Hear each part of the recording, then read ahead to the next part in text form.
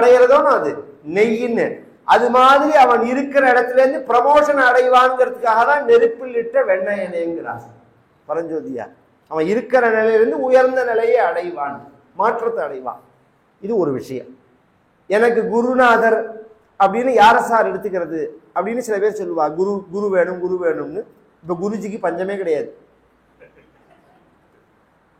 இந்த போறவன் எல்லாரும் சுவாமிஜின்னு போட்டுக்கிறான், எல்லாரும் குருஜின்னு போட்டுக்கிறா. என்ன இதுக்கு ஒரு கண்ட்ரோலே இல்லாம போயிடுத்தது. இன்னைக்கு கார்த்தால கூட சங்கராச்சாரியார் பேசியிருந்தார். இதெல்லாம் ஒரு அமைப்புக்குள்ள கொண்டு வரணும், ஒரு சிஸ்டத்துக்குள்ள கொண்டு வரணும். இன்னொருத்தர் பரிகாசம் பண்ற மாதிரி நாம் இருக்கக்கூடாது. ஒரு கோவில் பூஜை பண்றவான்னா பேசிக் நாலெட்ஜ் வேணும். ஒரு புரோகிதம் பண்ணி வைக்கிறவான்னா அவளுக்கு பேசிக் நாலெட்ஜ் வேணும். இது மாதிரி மேடை ஏறி பேசி சொற்பொழிவாட்டுறதா இருந்தா அவளுக்கு பேசிக் யார் என்ன படிச்சான்னு யாருக்கு தெரியும்? இதுதான் இந்த கேள்வியே. யார் என்ன படிச்சான்னு யாருக்கு தெரியும்? நம்பிக்கையினுடைய அடிப்படையில ஓடுறது. அப்ப அவங்க சொல்றதெல்லாம் உண்மையாயிடும். கண்டதை கேட்டதெல்லாம் சொல்லுவான். அப்ப என்ன ஆகும் அப்படின்னு சொன்னா ஜனங்களுக்கு குழப்பம் வந்து, இவர் சொல்றது உண்மையா, அவர் சொல்றது உண்மையா, அவர் சொல்றது உண்மையா? உங்களுக்கு தெளிவை கொடுக்கறதுக்கு நான் சொற்பொழிவாற்றேன்னா உங்களை குழப்பறதுக்கு நான் சொற்பொழிவாற்றேன். அதுதான் இந்த கேள்வி, தெளிவை கொடுக்கறது. இதெல்லாம் ஒரு சிஸ்டத்துக்குள்ள கொண்டு வரணும். அதெல்லாம் விட்டுருவோம். நமக்கு குருநாதர், குரு இல்லாம ஒருத்தன் கரையேற முடியாது. கூடும் குருவில்லா வித்தை அப்படின்னு தமிழ். குரு நமக்கு யாருன்னு நாம் எப்படி தெரிஞ்சுக்கிறது அப்படின்னா, அவருடைய பயோடேட்டா, அவர் படிச்சது, அவர் இன்னார்னு இப்ப 4 பேர் சொன்னது, அதெல்லாம் விஷயமே இல்லை. ஈஸியா சிம்பிளா சொல்றேன். வாழ்க்கையில முன்ன பின்ன பழக்கம் இல்லாம முதலாக நாம யார பார்த்த உடனே நம்ம மனசு உருகிறதோ அவர் தான் குருநாதர். இதான் இங்க பரஞ்சோதியார் சொல்றது. நமக்கு முன்ன பின்ன அவரை பழக்கமே இருக்க வேண்டாம். ஒருத்தர் சொன்னதை வச்சுன்னுலாம் அவரை பார்க்க கூடாது. அவர் யாருன்னே நமக்கு தெரியக்கூடாது. ஆனா அவரை பார்த்தா மனசு உருகணும். நெருப்பில் இட்ட வெண்ணெயன நெஞ்சுருக எண்ணெய். உருக ஆரம்பிச்ச உடனே இங்க குருநாதர் இஞ்சுதான் இருக்கார் அப்படின்னு நினைக்கிறார். அங்க போனா அந்த கோவில வரார். அது திருப்பணிலாம் பாதியில சிதிலமா இருக்காது. அந்த கோவில் திருப்பணி செய்ய வேண்டிய நிலையில இருக்கு. அதுல ஒரு பிராகாரத்துல தட்சிணாமூர்த்தியா தட்சிணாபிமுகமா ஒரு முனிவர் உட்கார்ந்து இருக்கார். இப்படி சுத்தி வரத்தே பார்க்கிறார். தட்சிணாபிமுகமா இருக்கிற அவரை பார்த்த உடனே, ஒருத்தரை பார்த்தா நம்ம இப்படி கோவில்ல இப்படிதான் வச்சுன்னு வரணும். யாரை பார்த்தாலுமே எப்படிங்கணும். இந்த பூஜை பண்றவா குருஜி ஐயர்லாம் கிடையாது. கோவில்ல போய் இறைவனை பார்த்துட்டு வர அத்தனை பேருமே நமக்கு இறைவன் தான். அது அடிப்படை. முதல்ல கோபுரத்தை வழிபடணும். 2வது வழிபாடு எதுனால் தரிசனம் பண்ணிட்டு வர அடியார்கள் எல்லாம் வழிபடணும். உள்ள பகவானை பார்த்துட்டு வந்திருக்காங்க, எல்லாரையும் பார்த்து இப்படி. ஆனா கையை தான் கும்பிடணுமே தவிர கீழே விழுந்து நமஸ்காரம் பண்ணக்கூடாது. கோவில்ல இறைவனை தவிர இன்னொருத்தருக்கு தரையில விழுந்து நமஸ்காரம் பண்ணக்கூடாது. கோவில்ல இறைவனுக்கு மட்டும்தான் வணக்கம், நமஸ்காரம். யாரை பார்த்தாலும் கும்பிடலாம். இப்படி கும்பிட்டுன்னு நிற்கிறார். நின்னா அந்த முனிவர் என்ன பண்றார், இவரை பார்த்து அப்படின்னா கிட்டக்க வந்தார். வந்த உடனே அவருக்கு நமஸ்காரம் பண்ணணும்னு தோணினது. பெரியவங்களை பார்த்தா நமஸ்காரம் பண்ணணும்னு தோன்றது. அதனால கீழே விழுந்து நமஸ்காரம் பண்ணினார். நமஸ்காரம் பண்ணினா என்ன பண்ணுவோம், ஆசீர்வாதம் பண்ணுவோம். இவர் என்ன பண்ணினார்னா, அந்த முனிவர் இந்த காலை தூக்கி அவர் தலையில வச்சுட்டார். படுத்து நமஸ்காரம் பண்ணினா அவர் தலையில வச்சார். தலையில வச்சா அப்படியே சிலிர்த்து போச்சு. சிலிர்த்து காலை எடுத்தார். அப்படியே மேனியெல்லாம் சிலிர்த்து அப்படியே மயிர்கூச்சல் ஏற்பட்டு உள்ளம் குழஞ்சு கண்ணிலேருந்து கண்ணீரோட நிற்கிறத நம சிவாய் நம சிவாய் நம சிவாய் அப்படின்னு 3 முறை உபதேசம். கண்ணிலேந்து ஆறா தண்ணீர் பெறுகிறது. நம சிவாயேங்கிற வார்த்தை அவருக்கு தெரியாதா? இதுக்கு முன்னாடி வாத ஊரர் கேட்டது இல்லையா, படிச்சது இல்லையா? வேதாத்தியனம் பண்ணியிருக்காரோ? நாம் வேதத்திலேயே வரதே நம சிவாயஜ சிவதராயஜ நம தீர்த்தியாயஜ கூல்யாயஜன்னு வேதத்துல வரதே. இது ஒன்றும் வராத வார்த்தை இல்லை, படிக்காத வார்த்தை இல்லை, கேட்காத வார்த்தை இல்லை, சொல்லாத வார்த்தை இல்லை, பழகாத வார்த்தை இல்லை. இவர் உபதேசம் பண்ணின உடனே அப்படியே எல்லா சந்தேகமும் அவருக்கு நிவர்த்தி ஆச்சு. அப்படியே இப்படி கையை கூப்பின நிலையில கண்ணிலேருந்து கண்ணீர் வர அவர் வாயிலேருந்து வந்ததுக்கு தான் திருவாச்சகம்னு பெயர். நம சிவாய வாழ்க, நாதந்தால் வாழ்க, இமை பொழுதும் என் நெஞ்சில் நீங்காதான் தாழ் வாழ்க, கோகழி ஆண்ட குருமணி தன் தாழ் வாழ்க, ஆகமம் ஆகி நின்ற அன்னிப்பான் தாழ் வாழ்க, ஏகன் அநேகன் இறைவன் அடி வாழ்க, வேகம் கெடுத்தாண்ட வேந்தன் அடி வெல்க, பிறப்பருக்கும் பிஞ்சகன் தன் பெய்கழல்கள் வெல்க, புறத்தார்க்கு சேயோன் தன் புறங்கழல்கள் வெல்க,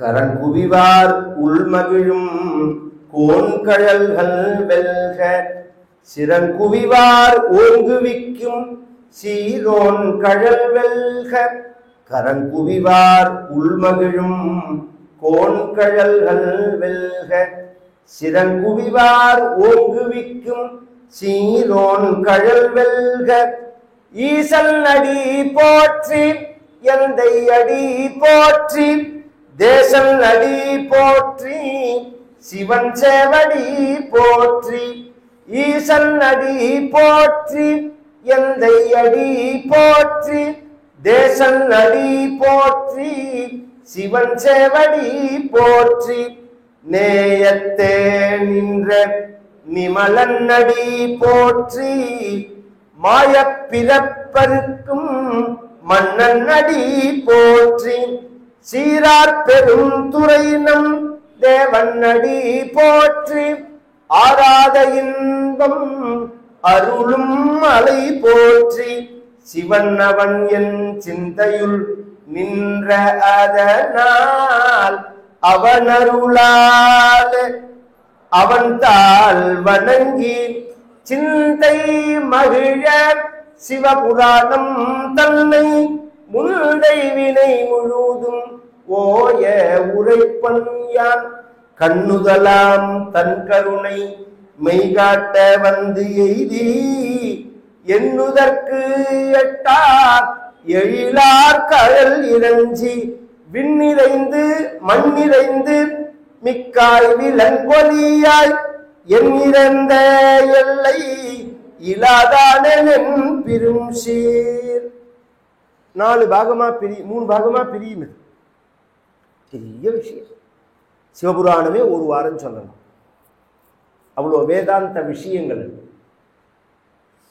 இவர் இப்படி பாடினார். அதுல அந்த குருநாதர் சிவபெருமான் தான் வந்தது அப்படிங்கிறதுனால அவருடைய கருணையை சொல்றார். பொல்லாவினையேன் புகழுமாறு ஒன்றறியேன், புல்லாகி பூடாய் புழுவாய் மரமாகி பல்மிருகமாகி பறவையாய் பாம்பாகி கல்லாய் மனிதராய் பேயாய் கணங்களாய் வல்லசுரராகி முனிவராய் தேவராய் செல்லா நின்ற இத்தாவர ஜங்கமத்துள் எல்லா பிறப்பும் பிறந்திலைத்தேன் எம்பெருமான் மெய்ய உன் பொன்னடிகள் கண்டின்று வீடுற்றேன். இதான் முக்கியமான விஷயம். இந்த வீட்டை அடையணும், ஞானத்தை அடையணும், மோட்சத்தை அடையணும் அப்படிங்கிறது தான் அவருடைய வேட்கை. அதுக்கு தான் அலைஞ்சார் அவர். இன்னைக்கு அலையறத சொல்லல, பிறவி பெருங்கடலில் அலைஞ்சதை சொல்றார். புல்லாகி பூடாகி புழுவாய் மரமாகி பல்மிருகமாகி பறவையாய் பாம்பாகி இத்தனை பிறப்புக்கு அப்புறம்தான் ஒரு மனித ஜென்மன் வரது.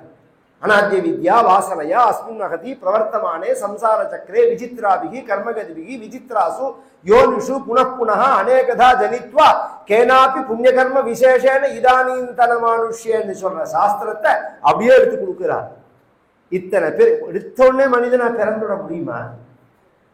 ஒரு ரவை 1 கிலோ லூஸ்ல வாங்கி ஒரு சம்பளத்துல கொட்டி அதுல ஃப்ரிட்ஜில் வைக்க கூடாது. வெளியில வச்சுட்டு 3 மாசம் கழிச்சு தொடங்கும். அதுல எத்தனை இருக்கும்? அதுக்குள்ள இத்தனை புழுவை விட்டது யாரு? நீங்க ரவையா தானே வாங்கினேன், அதை அடைச்சுதானே வச்சிருந்தேன், டப்பாவை மூடிதானே வச்சிருந்தேன். திறந்து இருந்து வச்சா வெளியில இருந்து ஈ வந்தது, அதனால உயிரினங்கள் இன்னொன்னு மொச்சது, அதனால வந்ததுன்னு சொல்லலாம். டப்பாவா தானே வச்சிருக்கேன், அதுக்குள்ள இத்தனை புழுவை கொண்டு யாரு விட்டா? நாம விட வேண்டாம். உலகத்துல உள்ள எல்லா பொருட்கள்லையும் அத்தனை உயிர் இருக்கு. உடம்பு கிடைக்காம தவிக்கிறது, அதுக்கு உடம்பு தேவைப்படுறது. அப்படியே வெயிட்டிங் லிஸ்ட்ல இருக்கு. இந்த தக்கலுக்கெல்லாம் புக் பண்ணா வெயிட்டிங் லிஸ்டே இருக்கு, வெயிட்டிங் லிஸ்டே இருக்குமா பாருங்க. நம்ம ஊருக்கு போயிட்டு வந்துருவோம், இன்னும் அது வெயிட்டிங் லிஸ்டே இருக்கும். அது மாதிரி வெயிட்டிங் லிஸ்ட்ல இருக்கு. உடம்பு கிடைக்காம நம்ம மனித உடம்புல இருந்தே ஒரு குழந்தை பிறக்கிறதுக்காக எத்தனை உயிர் வெளியில வருது, எந்த உயிருக்கும் உடம்பு கிடைக்கிறது. இத்தனை போட்டி. இந்த மசமசன்னு இருந்தா வெற்றி அடைய முடியாது. உலகத்துல வேகம் இருந்தாதான் வெற்றி அடைய முடியும். இந்த உடம்பு அதுலயும் புழு புழு மாதிரி உள்ள உடம்பெல்லாம் தாண்டி ஊர்வன பரப்பன எத்தனை பரிணாம வளர்ச்சி. பரிணாம வளர்ச்சியை டார்வின் ஒத்துக்கிறார். ஒரு இடத்துலதான் அவர் சறுக்கினது, பாக்கி எல்லாம் சாஸ்திரத்தை அத்வைதத்தை அனுசரிச்சுதான் வரும். குரங்குலேருந்து மனிதன் வந்தான்னு அப்படி கிடையாது. அது ஏத்துக்கவே முடியாது, அது வேற விஷயம். பரிணாம வளர்ச்சியை ஒத்துக்கிறோம், நம்ம சாஸ்திரம் சொல்றதுதான் அது. எத்தனையோ பிறவியத்த, அதனாலதான் அவதாரமே சொல்றோம். நம்ம மத்ய கூர்ம வராகஷ்ட நாரசிம்மஷ்ட வாமனா ராமா ராமா கிருஷ்ணஸ்டன்னு சொல்றோம். இது பரிணாம வளர்ச்சியை காமிக்கிறதுக்காக தான். இது பகவானுடைய அவதாரம்னாலும் மத்யம் கூர்மம் வராகம் நாரசிம்மம் வாமனம் அப்படின்னு. அது மாதிரி ஒரு பரிணாம வளர்ச்சி அடைஞ்சு மனிதனாக வர்றது அவ்வளவு சுலபம் இல்லை. இதுல ஏற்றமும் இருக்கும் இறக்கமும் இருக்கும். அது நாம அன்னைக்கு உணரணுங்கிறதுக்காக தான் பழைய காலத்துல சொர்க்க படம்னு சொக்கட்டா விளையாட்டு ஒண்ணு உண்டு. இந்த வைகுண்ட ஏகாதசி அன்னைக்கு விளையாடுவா. பரமபதம்னு பேர். அது பரமபத படம். இது அப்படி நீங்க போட்டெல்லாம் அந்த சோழி 4 கட்டம் போகும். அப்புறம் அங்க ஒரு ஏணி இருக்கும், அதுல இருந்து ஜம்ப் பண்ணி மேல போகும். அதை தாண்டி ஒரு பாம்பு இருக்கும், கீழே வந்துடும். இது மாதிரி 2 கட்டம் ஏறுறது 3 கட்டம் இறங்குறது, இப்படி மண்ணாடி மண்ணாடி மண்ணாடி விளையாடிண்டே 98வது கட்டத்துக்கு வந்த சோழி மாதிரி மனுஷ ஜென்மாங்கிறது. மேல அது 2 போச்சுன்னா தேவனா போயிடும், திருப்பி கீழே டீ ப்ரமோஷன் கிடையாது. 2 போடணும்.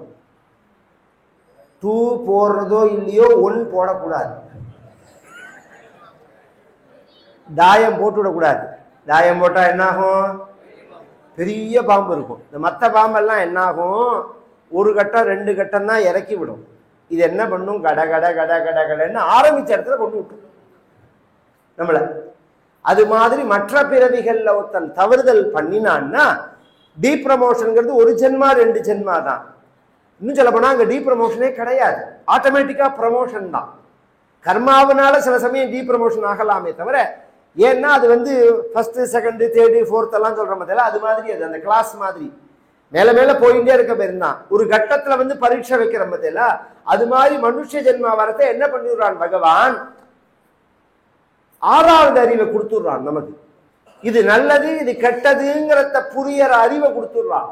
அப்ப இதுக்கு மேல போகணுமா இதுக்கு கீழே போகணுமாங்கிறது உங்க கையில இருக்கு. ஒரு நாய்க்கு ஒரு கோழி குஞ்ச புடிச்சு சாப்பிட்டா பாவம்னு தெரியாது. ஒரு சிங்கத்துக்கு ஒரு புலிக்கு ஒரு மானை பிடிச்சு சாப்பிட்டா அது பாவம்னு தெரியாது. அதோட பசி, அதோட உணவு, இது இயற்கை. அதை தாண்டி அதுக்கு மேல அதுக்கு ஒன்றும் ஒருத்தரை ஹிம்சை பண்றதுன்னா என்னன்னு தெரியாது, ஒருத்தரை கெடுதல் பண்றதுன்னா என்னன்னு தெரியாது, ஒருத்தனை கெடுக்கிறதுனா என்னன்னு தெரியாது. இதெல்லாம் எதுவுமே அதுக்கு தெரியாது. அது வாழ்க்கை முறை. மனிதன் அப்படி இல்லை. உன் தேவையோட நீ நிறுத்தினுட்டேன்னா பிரச்சனை இல்லை. அதனாலதான் நம்ம சாஸ்திரங்கள்லயே கொல்லாமை அப்படிங்கிறத சொன்ன சாஸ்திரமே கொன்னால் பாவம், அதுவும் நம்ம தானே சொன்னோம். கொன்னா பாவம்ங்கிறது சொல்லிவிட்டு தின்னா போச்சுங்கிறோம். அடுத்தது நீ சாப்பாட்டுக்காக பண்ணினேன்னா அது தோஷம் கிடையாது. உண்மை. இதெல்லாம் ரொம்ப விளக்கமா உள்ள விஷயம். சாப்பாட்டு ஒரு ஜீவனம் உயிர் வாழணுங்கிறதுக்காக நீ பண்றதே அது பாவமாகாது. உன் தேவையை தாண்டி பண்ணினாதான் பாவம். இந்த வேலை எனக்கு இவ்வளவுதான் தேவை அப்படின்னு பாவம் கிடையாது. நான் அடுத்த வேலைக்கு சேர்த்து வைக்கிறேங்கிற பத்தில அதுலதான் பிரச்சனை ஆரம்பிக்கிறது. மூட்டை மூட்டையா பாவத்தையும் சேர்த்து வைக்கிறது. இந்த மனித பிறவிங்கிறது தவறுதல் பண்ணா கீழே இறக்கி விட்டுடும். அதுல மெய்ய உன் பொன்னடிகள் கண்டின்றி வீடுற்றேன், நான் மோட்சத்துக்கு போனேன் அப்படிங்கிறார். அங்கேயே தங்கிட்டார். கையில குதிரை வாங்க கொண்டு வந்த பணத்தெல்லாம் என்ன பண்றதுங்கிறதே அவர் குருநாதர் சொல்றார். இந்த ஆலய திருப்பணி பண்ணுனார். எல்லாத்தையும் ஆலய திருப்பணி பண்ண ஆரம்பிச்சார். கூட வந்தவர்கள்லாம் சொன்னார்கள், இது ராஜாவுக்கு கோபத்தை ஏற்படுத்தாத, இது மாதிரி பண்ணினா குதிரை வாங்க தானே அவன் பணம் கொடுத்துருக்கான், கோவில் கட்டினா அது தப்பாகாதானால் ஆகாதுன்னாரு. ஏன்? குதிரை வாங்க கொடுத்த பணத்தை வச்சு கோவில் கட்டினா பாவம் கிடையாது, தப்பு கிடையாது. கோவில் பணத்தை எடுத்து குதிரையில விட்டாதான் பாவம். கோவில் பணத்தை எடுத்து அயோக்கியத்தனம் பண்ணினாதான் பாவமே தவிர குதிரை வாங்க கொடுத்த பணத்தை எடுத்து கோவில் கட்டலாம். சில பேர் கேட்பா, கோவிலை விட ஒரு பள்ளிக்கூடம் கட்டினா பெரிய. ரொம்ப பேர் என்ன பண்றான்னா, இப்படியே பேசியே அவன் வயத்தை ரொப்பின்னு விட்டான், செட்டில் ஆகிட்டான், கோடிக்கணக்காக பணத்தை சேர்த்து ஜில்லா விட்டு ஜில்லா போய் குழந்தைகள் நடத்திட்டு இருக்கான். அயோக்கிய பசங்க. ஒரு விஷயம் சொல்றேன், படிப்பு அவசியம்தான். எந்த படிப்புன்னு தான் இந்த கேள்வியே. நீ சொல்ற படிப்பு இல்லைன்னா நாங்க சொல்றதே. நீ சொல்ற படிப்பு கிடையாது. நீ சொல்ற படிப்பு அடிமையை தயார் பண்ற படிப்பு, சுயமா சிந்திக்கிற படிப்பு இல்ல, தன்னம்பிக்கையை கொடுக்கிற படிப்பு இல்ல, தைரியத்தை கொடுக்கிற படிப்பு இல்ல. நம்ம மதத்துல நாளைய பத்தின கவலை இல்லாம தைரியமா வாழ காண்பிச்ச மதம் நம்ம மதம். ஒரு வாரம் மழை பெஞ்சாலும் உட்கார்ந்து சாப்பிடுற மாதிரி நம்ம வாழ்க்கை முறை. பத்தாயிரம் முழுக்க நெல் இருக்கும், அரிசி இருக்கும், புளி இருக்கும், கொல்லையில மாடு கறக்கும், கீரை இருக்கும். சிம்பிளா விறக வச்சு ஒரு சாதத்தை வச்சு ஒரு கீரையை பண்ணி சுட சுட சாப்பிட்டுட்டு மழையை பார்த்துன்னு உட்கார்ந்து இருக்கலாம். ஒரு 2 நாள் இந்த ஊர்ல மழை பெஞ்சு வெள்ளம் வந்ததுன்னா பின்னம் பெருங்காயம் தான். ஒரு வழி கிடையாது. இது அருவி சார்ந்த வாழ்க்கையா, அது அறிவு சார்ந்த வாழ்க்கையா? வருஷம் முழுக்க உட்கார்ற மாதிரி உட்கார்ந்து சாப்பிடுற மாதிரி பிளானிங் பண்றது புத்திசாலித்தனமா? வெறும் பணத்தை மட்டும் வச்சு என்ன பண்ண போறேன்? என்ன பண்ண முடியும் உங்களால? இலங்கையில ஒரே ராத்திரி திவாலாச்சு. எல்லார் பணமும் பேங்க்ல, கையில பணமே கிடையாது. ஒரு கால் கையில வச்சிருந்தாங்கன்னா 1 லிட்டர் பால் 1000 ரூபாய். எங்க போறது? பாகிஸ்தான் திவால் ஆயிடுச்சு, நடுப்புல உக்ரைன் திவால் ஆயிடுது. சோத்துக்கு பறக்கணும். பணத்தை மட்டும் வச்சு என்ன பண்றது? நம்ம வாழ்வியல் முறை அப்படி கிடையாது. பிளானிங் முறை, திட்டமிடல்கள் அப்படிங்கிறது அந்த ஜாக்கிரதை. கோவில்ல என்ன விசேஷம்னா, கோவில அறிவியல் தான். இந்த அவன் மஞ்சக்காமால உள்ளவன் கண்ணுக்கு எல்லாம் மஞ்சளா தான் தெரியும். அது மாதிரி கோவில்ல போய் இப்படி ஒரு சிற்பம் இருக்கே அப்படின்னு ஒருத்தன் சொல்றான்னா அந்த பயலுக்கு அதே புத்தி தான். இன்னும் 1000 சிற்பம் இருக்கு. காமிக்கட்டுமானா? பரிணாம வளர்ச்சியை காமிக்கிறது, மனித வாழ்வியலை காமிக்கிறது. இந்த வாசல்லேருந்து ஆரம்பிச்சு உள்ள போலாம், அல்லது உள்ளேருந்து ஆரம்பிச்சு வாசல்ல வரலாம். ஒரு ரெண்டுக்கும் டிஃபரெண்ட் சொல்றேன். இவ்வளவு பெரிய கோவில், இத்தனை பிராகாரத்துல ஒரு கோபுரத்தை எடுத்துனா இத்தனை சிலைகள் இருக்கு. மர்த மண்டபம், மகாமண்டபத்தில் உள்ள கோவில் எல்லாம் இருக்கு. இத்தனை சிலையை வச்ச நம்ம பெரியோர்களுக்கு கர்ப்ப கிரகத்துல ஒரு சிலை வைக்காம ஒரு கல்லை மட்டும் ஏன் வைப்பானே? ஒரு லிங்கம்னு ஒண்ணு மட்டும் ஏன் வைப்பாங்க?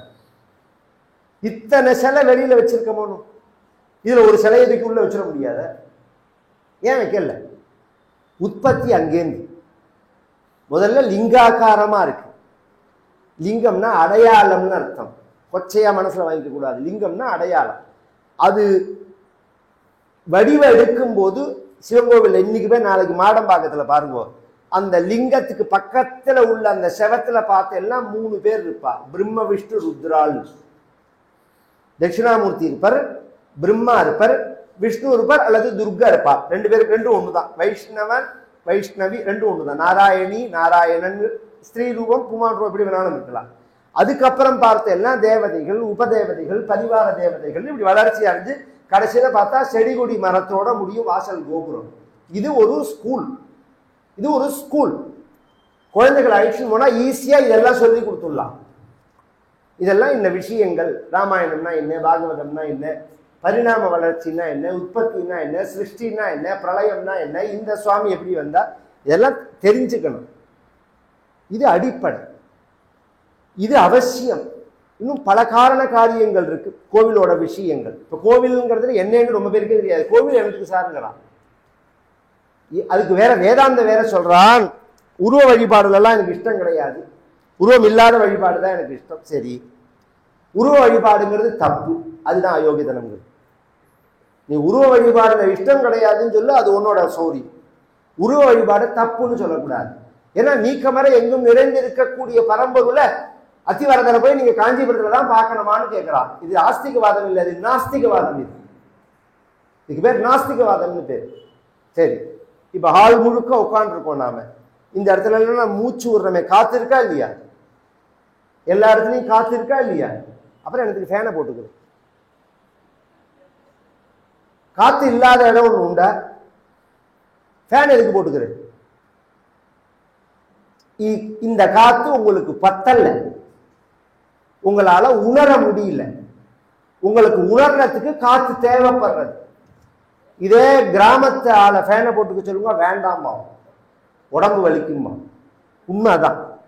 ஃபேனை போடாம திறந்த வெளியில நல்ல காத்துல 4 மணி நேரம் தூங்கினா ஃபுல்லா தூங்கினா மாதிரி இருக்கும். எல்லா கதவையும் அடைச்சுன்னு ஏசியை போட்டு 12 மணி நேரம் தூங்கினாலும் ஏந்துக்கிறதே தூக்கமா தான் இருக்கும், தூங்கின மாதிரியே இருக்காது. அந்த ஆக்சிஜனே கிடைக்காது நமக்கு. இப்படி எல்லா இடத்துலையும் நிறைஞ்சிருக்கக்கூடிய அந்த காத்தை ஒரு இடத்துல போக்கஸ் பண்ணி கொடுக்கறதுக்கு எப்படி ஃபேன் சொல்றோமோ, அது மாதிரி நீக்கமர எல்லா இடத்துலையும் நிறைஞ்சிருக்கக்கூடிய பரம்பொருளை போக்கஸ் பண்ணி கொடுக்கறது தான் கோவில்னு பேர். அந்த இடத்த அந்த லென்ஸ்லயே பார்த்தா தெரியும் உங்களுக்கு. லென்ஸை வச்சு சூரிய ஒளிய வெறுமன சூரியனுக்கு எதிர்த்தாப்புல ஒரு பேப்பரை காமிச்சேன்னா ஒண்ணுமே ஆகாது. லென்ஸ் இருக்கு பார்த்தீங்களா, அதை வச்சுன்னு இந்த பேப்பரை காமிங்கோ, 10 ரூம் பேப்பர், அதே சூரிய ஒளி தான். அது எப்படி வெறுமனை காமிச்சா அந்த பேப்பர் எரியல, லென்ஸுக்கு கீழே காமிச்சா எரியறதேனால் அது போக்கஸ் பண்ணி காமிக்கிறது. அது மாதிரி தெய்வ சக்திய போக்கஸ். எனக்கு இது பத்தல்ல, எல்லா இடத்திலையும் பார்க்கக்கூடிய சக்தி எனக்கு இல்லை. சர்வத்திர சமதரிசினா அக்னோதிஷ்டதி சாஸ்திரம் இது. அக்னோதிஷ்டதி விப்ராணா ஹிருதி திஷ்டதி யோகினா பிரதிமாசு அப்பிரபுத்தானா சர்வத்திர சமதரிசினா. ஞானிகளா இருந்துட்டா நீக்கமரா எல்லா இடத்துலையும் பார்க்க முடியும். அதுக்கு கொஞ்சம் குறைச்சலா இருந்தா வேதங்கள் மூலமா அக்னியில பூஜை பண்ணி பார்ப்போம். தியானம் பண்ற சக்தி இருந்தா ஹிருதயத்துல பார்க்கலாம். எனக்கு தியானம் பண்ணவும் தெரியாது, மந்திரம் ஓதவும் தெரியாது, ஞானியும் நான் கிடையாது, நான் எங்க போறது? பிரதிமாசு அப்பிரபுத்தானா, கோவில் தான் எனக்கு கதி.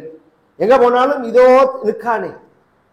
தத்தாவத் பாதி சாட்சாத் குரு பவனபுரே ஹந்த பாக்யம் ஜனானாம் சந்திரானந்தாவபோதாத்மகம் அனுபமிதம் காலதேசாவதிப்யா நிர்முக்தம் நித்யமுக்தம் நிகமசதசஹஸ்ரேண நிர்பாஸ்யமானம் அஸ்பஷ்டம் திருஷ்டமாத்ரே புனருரு புருஷார்த்தாத்மகம் பிரம்ம தத்துவம் தத்தாவத் பாதி சாட்சாத் குரு பவனபுரே ஹந்த பாக்யம் ஜனானாம் ஏவம் துர்லப்ய வஸ்துர்ன்யபி சுலபதயா ஹஸ்தலப்தே. எத்தனை புஸ்தகத்துல எத்தனை பேர் இந்த விஷயத்தை சொல்லிட்டு போயிருக்காங்க திரும்ப திரும்ப. நீ சாஸ்திரங்களை 1100 உபனிஷத்துக்களை படிச்சாலும் புரியாத பரமாத்மா தாண்டா குருவாயூரப்பனா இருக்காங்க.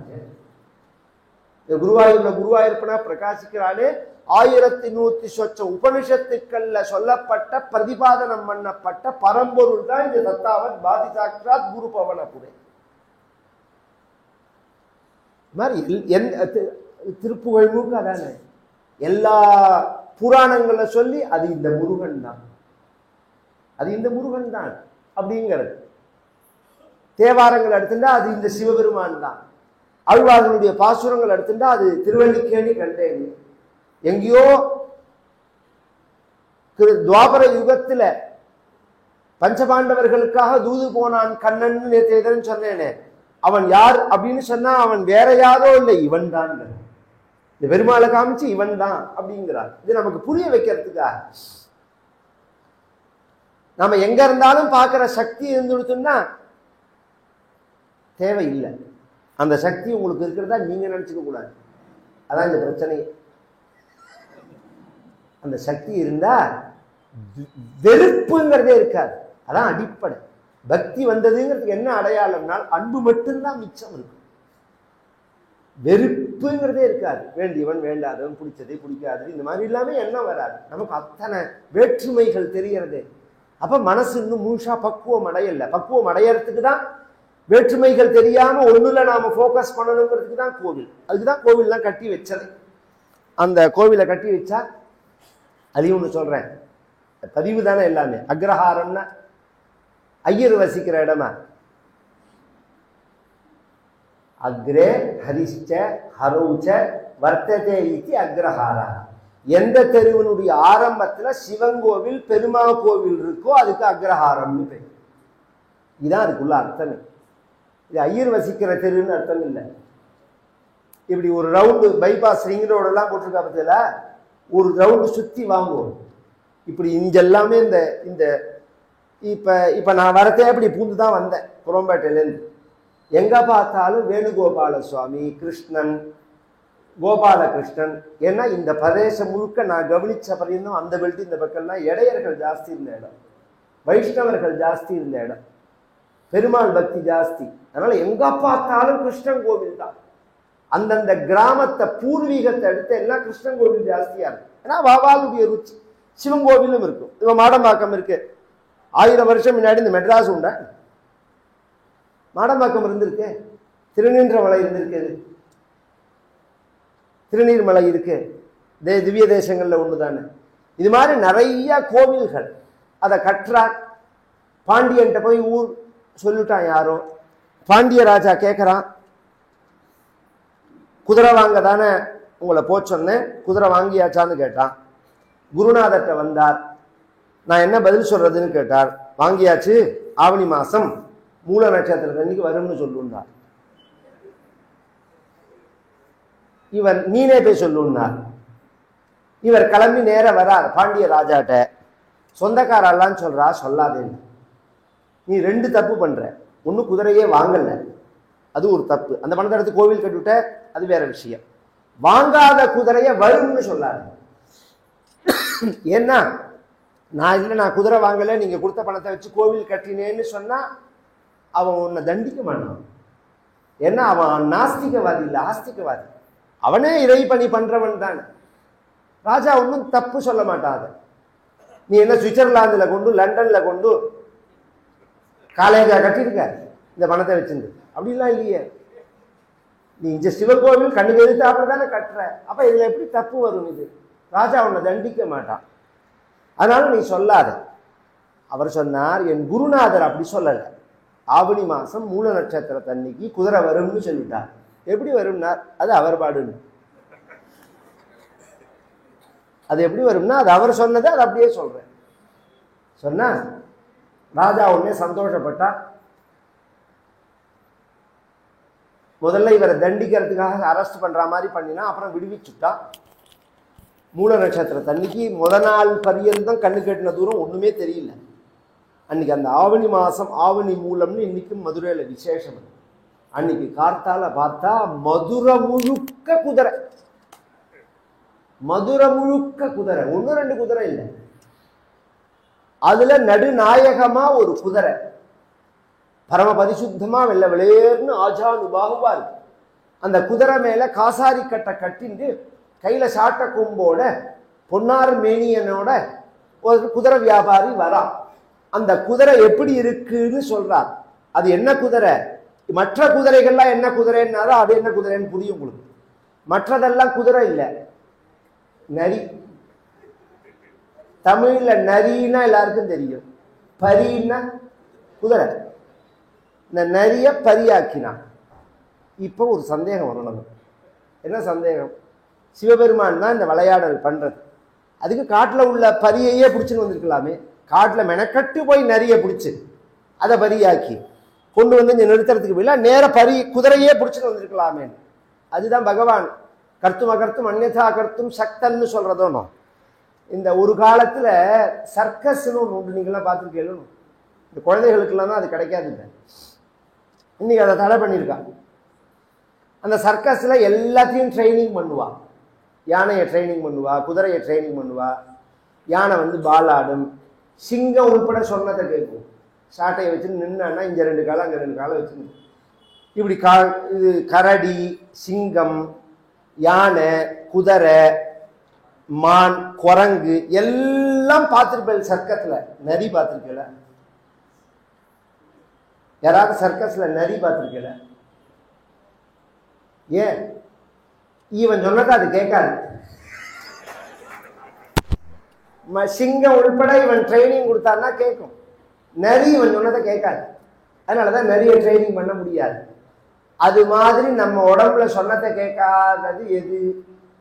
கை சொன்னதை கேட்கும், கால் சொன்னதை கேட்கும், வாய் சொன்னதை கேட்கும், கண்ணு சொன்னதை கேட்கும், மனசு சொன்னதை கேட்கும். நம்ம கண்ட்ரோலுக்குள்ளேயே அது வராது. அதை கண்ட்ரோலுக்கு வரணும்னா என்ன பண்ணணும்? யோக சாஸ்திரம் எவ்வளோ பெரிய விஷயத்தெல்லாம் சகஜமா கதையில சொல்லிட்டு போயிருக்கார்கள். நரி எப்படி நடக்கும், குதிரை எப்படி நடக்கும்? நரி தலையை தொங்க போட்டுன்னு நடக்கும், குதிரை தலையை அப்படி நிமிர்த்துன்னு நடக்கும். நரி கீழ் நோக்கும் பார்வை, குதிரை மேல் நோக்கும் பார்வை.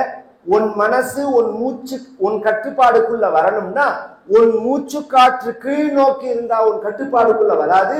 அது மேல் நோக்கி பிராணாயாமத்தினால அபியாசம் பண்ணா அது கட்டுப்பாடுக்குள்ள வந்துடும். இதை காமிக்கிறதுக்கு தான் நிறைய பரியாக்கினது. பிராணாயாமம் அவசியம். இப்படி வச்சுன்னு மூச்சு பண்ணக்கூடாது. இந்த சின்ன வயசுல எல்லாம் பூனல் போட்டா மூக்க பிடிச்சிக்கோ ஓம்புகுன்னு சொல்லும்பா. கெட்டதுக்கு உறுதி பிறந்தா மூக்க பிடிச்சுப்பான். அங்க மூக்க பிடிச்சிக்கிறதுனா என்ன?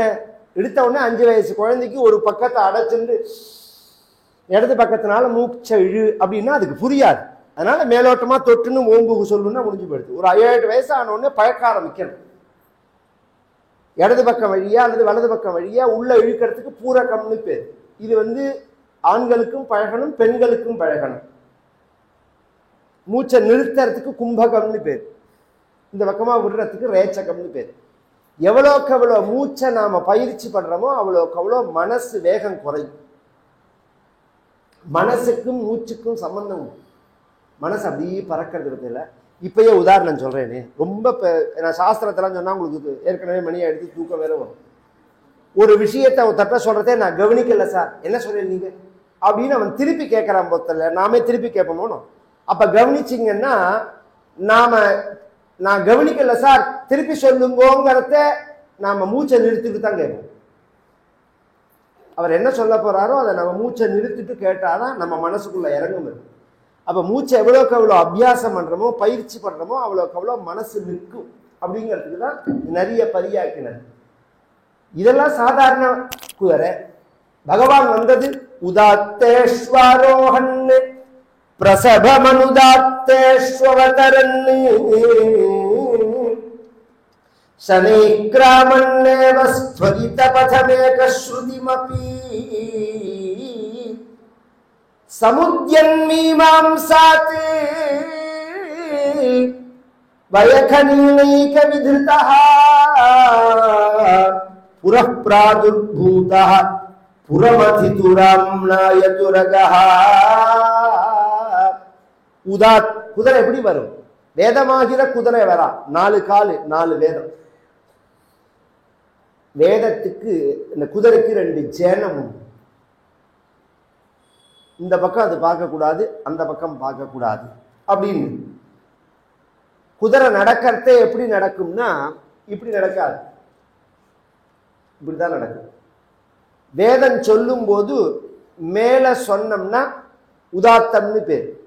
நம சோமாயச்ச ருத்ராயச்ச நமஸ்தாம்ர. ஏறி இறங்கி போறது பத்தியில.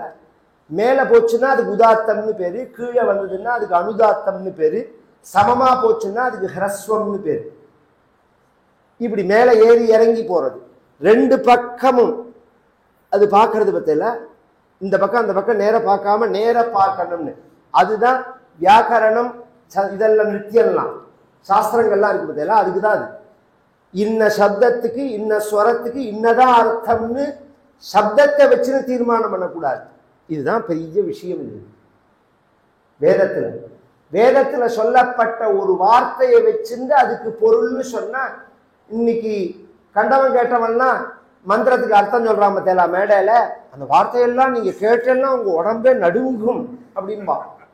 அதுல சொல்லப்பட்ட வார்த்தையெல்லாம் கேட்டெல்லாம் நானே சொல்றேன். கல்யாணமாக போற பொண்ணை பார்த்து அந்த வேதம் சொல்றது, உதுத்தர மாரோகந்தி யஸ்யந்தி பிரதன்யதா மூர்தானம் பத்யுராரோஹ பிரஜயாச்ச விராட் பவ. இது நிறைய இருக்கு. இந்த வார்த்தைக்கு மட்டும் சொல்ற அர்த்தம். மூர்தானம் பத்யுராரோஹா அப்படிங்கிறதுக்கு வார்த்தைக்கு அர்த்தம் பத்யுஹு கணவனுடைய. நீ கல்யாணமாகி போற அந்த பொண்ணை பார்த்து வேதம் சொல்றது, கணவன் வீட்டுக்கு போன உடனே நீ எப்படி தெரியுமா நடந்துக்கணும், போன உடனே முதல்ல நீ என்ன தெரியுமா செய்யணும், பத்யுஹு கணவனுடைய மூர்தானம் தலை மேல ஆரோகா ஏறி உட்கார்ந்துக்கோ. மூர்தானம் பத்யுர் ஆரோகா அப்படியே தான் அர்த்தம். யார வேணாலும் சம்ஸ்கிருதம் படிச்சவா யார வேணாலும் கேளுங்க, வேதம் இப்படிதான் சொல்றது. இப்படி வேதம் சொல்லுமா? வேதம் சொல்லாமையே அதான் நடக்குது. வேதம் அப்படி சொல்லுமா அப்படின்னா அதுக்கு அர்த்தம் அது இல்லை. அதுதான் அதை எப்படி தீர்மானம் பண்ணணும்னா சாஸ்திரத்தை வச்சுதான் தீர்மானம் பண்ணணும். ஒருத்தரை பத்தி ஒருத்தர் பேசும்போது அவரை பத்தியே சார் கொண்டாடிட்டே இருக்காரு அப்படின்னா இவர்கிட்ட அவருக்கு ரொம்ப பிரியம் சார், அதனால எப்போதும் தலையில தூக்கி வச்சுட்டு கொண்டாடிட்டே இருக்கிறது அப்படின்னு சொல்றோமோ. தலையில தூக்கி வச்சுன்னு கொண்டாடுறார் அப்படின்னு சொன்னா ஒரிஜினலா தலையில தூக்கி வச்சிருக்காருன்னு அர்த்தமா? இல்ல, எண்ணங்கள்னு அர்த்தம். எண்ணங்கள், நல்ல குணங்கள், நல்ல ஒழுக்கங்கள் இது நிரம்பி இருக்கு. இன்னொன்னு நினைக்க முடியாத படிக்கு அதுவாகவே நிரம்பி இருக்கு. அதுக்கு காரணம் நல்ல குணங்கள், நல்ல எண்ணங்கள், நல்ல பழக்கங்கள். அதுபோல உன் கணவன் உன்னை எப்போதும் தலையில தூக்கி வச்சுன்னு கொண்டாடுற மாதிரி உன்னையே நினைச்சுட்டு இருக்கா மாதிரி நீ நடந்துக்கோன்னு அர்த்தம்.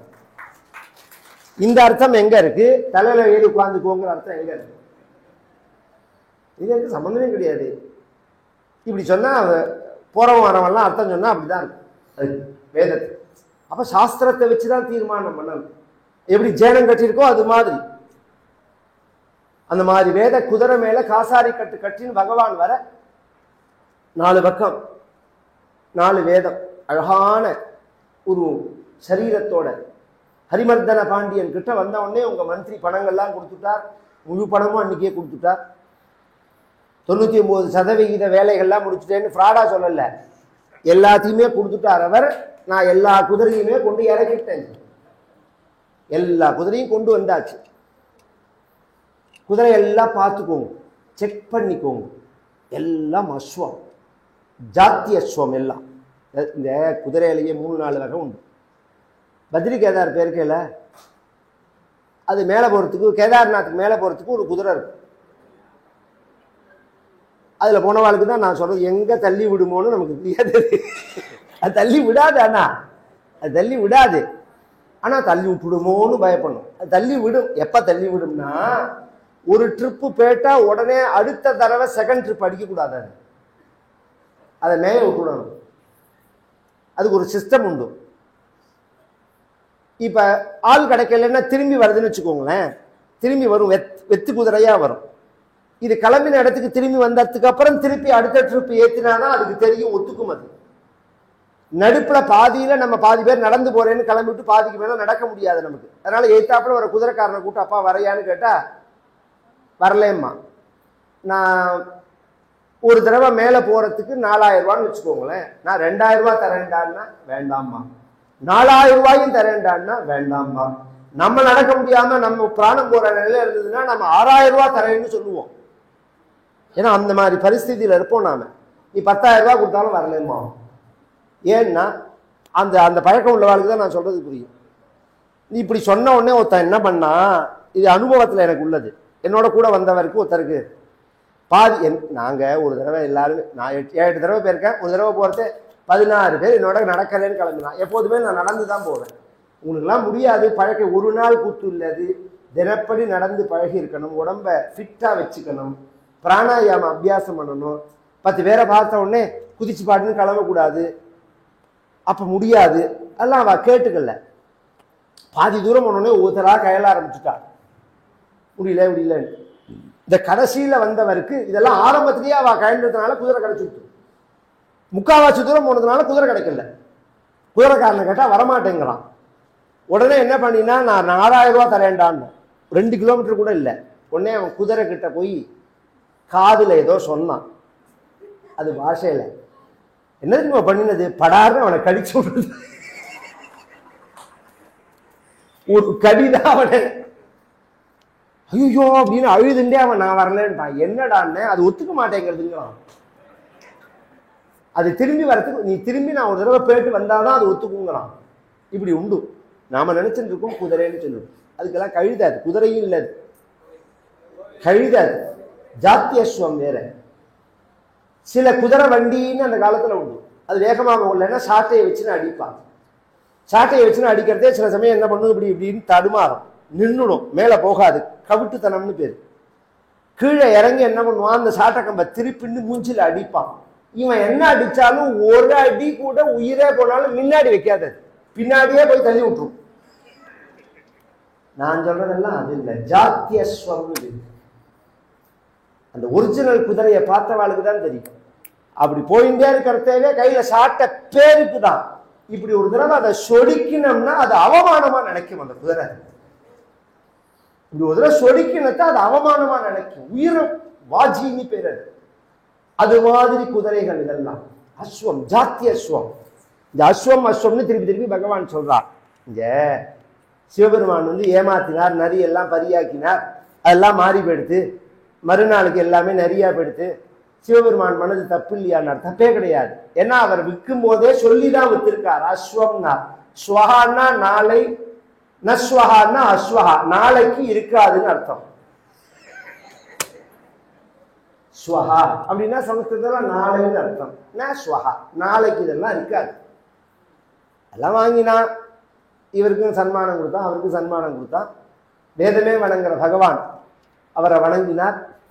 ராத்திரி 12 மணி பிறந்தம் அதோட கூட இருந்து எல்லாம் பண்ணி கடைசியில பார்த்தா எல்லாம் நிறைய. உடனே பரம கோபம் வந்தது. மணிவாசகரை பிடிச்சி ஜெயிலில் போட்டான்.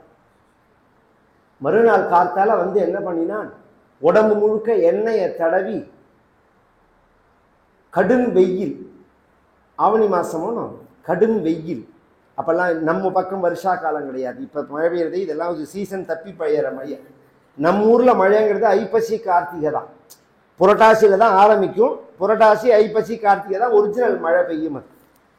அப்படி பெய்ய வேண்டிய மழை வெயில் காலம்.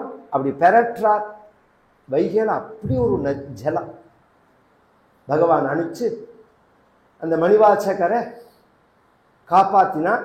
அப்படிங்கிறதோட இன்றைய சரித்திரம். நாளைய தினம் இதனுடைய சின்ன தொடர்ச்சி ஒன்று இருக்கு.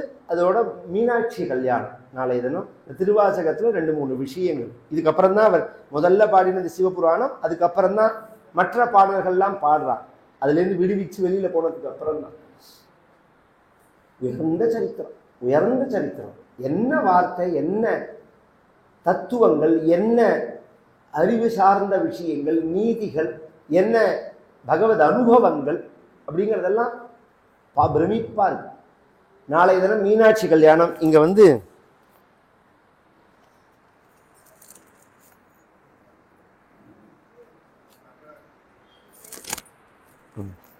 இந்த ஊர்ல இந்த கருமாரியம்மன் திருக்கோவில் சுதர்சன் நகர் மாடம்பாக்கத்துல திருப்பணி நடக்கிறது. மாரிங்கிறது இந்த கிராம தேவதை. கிராம தேவதைன்னா என்ன அர்த்தம்னா சுத்ர தேவதைன்னு அர்த்தம் இல்லை, வியாதிகள் வராம இருக்கிறதுக்குள்ள தேவதை. உங்களுக்கு இன்னைக்கு சொன்னா புரியாது ஜனங்களுக்கு. எதுவுமே சாஸ்திரம் இருக்கு, சயின்ஸுக்கு மேல உள்ள விஷயத்தை தான் சாஸ்திரம் பேசும். நீங்க சயின்ஸோட ஒப்பிட்டு பார்த்து நமக்கு புரியலேங்கிறதுக்காக சாஸ்திரம் பொய்ன்னு நினைச்சிட வேண்டாம். அதை புரிஞ்சுக்கிறதுக்கு நாம் முயற்சி பண்ணணும். இந்த கொரோனா வந்த போது கொரோனான்னு நாமெல்லாம் சொல்றோமோ, நம்ம பிரைம் மினிஸ்டர் பேசும்போது ஒரு இடத்துல கூட கொரோனான்னு அவர் சொன்னதே கிடையாது, மகாமாரின்னு தான் அவர் சொன்னார். திரும்ப திரும்ப மகாமாரின்னு தான் சொன்னார். ஏன்னா நம்ம சாஸ்திரங்கள்லாம் அது அப்படிதான் சொல்லியிருக்கு. சீசனபிள் வருஷத்துக்கு 2 தடவை 3 தடவை வரும். வைரஸ் இல்லாத உலகம் கிடையாது, பாக்டீரியா இல்லாத உடம்பு கிடையாது. இந்த 2மே உலகத்துல இயற்கை. அது நம்மளை பாதிக்காம இருக்கிறதுக்குள்ள வழிகள் தான் வாழ்க்கை முறையில. அதுல அம்பாளை பூஜை பண்றது ரொம்ப முக்கியம். அந்த எந்த கோவில் இருக்கோ இல்லையோ மாரியம்மன் இல்லாத கோவிலே இருக்காது, பிள்ளையார் இல்லாத ஊரே இருக்காது, மாரியம்மன் இல்லாத ஊரே இருக்காது. அப்பேற்பட்ட மகாமாரியோட கோவில் திருப்பணி இந்த பத்திரிக்கை வச்சிருக்கார். எல்லாருமே அவசியம் கலந்துக்கணும். ஏன்னா கிராம ரட்சக தேவதை. நீங்க கோவிலுக்கு போறோமா போகலையாங்கிறது விஷயம் இல்லை. நம்ம உங்களுக்குலாம் தெரியுமான்னு தெரியல, பழக்கத்துல இன்னைக்குமே நம்ம பெரியோர்கள்லாம் நமக்கு காண்பிச்சது என்னன்னா, குழந்தை பிறந்து 16 நாள் ஆச்சுன்னா முதல்ல கொண்டு மாரியம்மாட்டை தான் போடணும், குழந்தைய போட்டு தான் எடுக்கணும். இதெல்லாம் சம்பிரதாயம். யார் குழந்தையா இருந்தாலும், யார் வீட்டில் குழந்தை பிறந்தாலும் மாரியம்மாட்டை குழந்தையை போட்டு மாவிளக்கு போட்டு தான் எடுப்பாரு, ரட்சிக்கணும் அப்படிங்கிறதுக்காக. அப்பேற்பட்ட உயர்ந்த ஒரு திருப்பணி நடக்கிறது, அதில் எல்லாரும் கலந்துக்கணும். நாளைக்கு மீனாட்சி கல்யாணம்ங்கிறதுனால எப்படி எல்லாம் கலந்துக்க முடியுமோ அந்த கமிட்டிக்காரர்கள் சொல்லுவார்கள், அதை எப்படி கலந்துக்கணும். கங்கா பிரவாஹேந்து ஜடாதராய திரிலோச்சனாய ஸ்மரகாலஹந்த்ரே சமஸ்த தேவைரபி பூஜிதாய ஸ்ரீ வைத்தியநாதாய நம சிவாய. மகாதேவ மகாதேவ மகாதேவ மகாதேவ மகாதேவ மகாதேவ மகாதேவ மகாதேவ மகாதேவ மகாதேவ மகாதேவ மகாதேவ மகாதேவ. இன்னைக்கு கொஞ்சம் டிராஃபிக்கு ப்ளஸ் என்னுடைய இதனாலையும் கொஞ்சம் லேட்டாக போயிடுது, 6:30. அதனால இப்போ 8:30 மணி பிறந்த சொன்னேன்னா, நாளைய தினம் கரெக்டாக 6 மணிக்கு தான் ஆரம்பம், 8 மணி. அதுக்கப்புறம் கமிட்டிக்காரர்கள்லாம் பேசுறது, கல்யாண உற்சவங்கள்லாம் அதெல்லாம். அதனால 6 மணிக்கே நாளைய தினம் உபன்யாசம் ஆரம்பிச்சிடும். இன்னைக்கு வந்த மாதிரி நாளைக்கு தீட்சர் 6:45 தான் வருவார்னு வந்தீங்கன்னா பாதி கடை போயிடும். ஆஞ்சநேய மூர்த்திக்கு